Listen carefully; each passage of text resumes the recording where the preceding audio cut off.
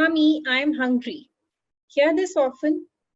While it's nice to hear this, sometimes the demanding pace of modern life makes it difficult to prepare healthy snacks, and so kids end up eating store-bought snacks.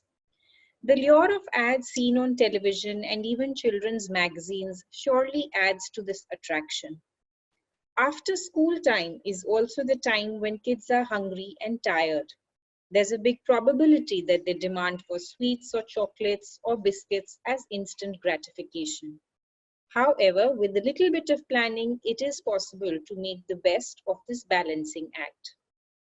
Here are some tips to get you started. Pre-prepare some healthy snacks over the weekend or when you get some time so that they don't end up buying something from the shops. Manage the supply at home. Ensure your house is stocked with plenty of fresh fruits at eye level so that the kids reach out to fruits and snack on them whenever those hungry pangs hit. Check the stores, particularly health stores or organic stores, to see what healthier sugar-free alternatives are readily available. Nowadays, we can get many raw energy bars, jaggery laddus, etc. at such stores. Ensure the ingredients do not have oil or dairy products mixed in. Pack some homemade snacks or fruits and keep them handy during travel, shopping sprees, etc. Hungry children make for cranky children and may not listen to the voice of reason when throwing tantrums. Many times we actually don't realize how much junk we are eating as our memory is short-lived.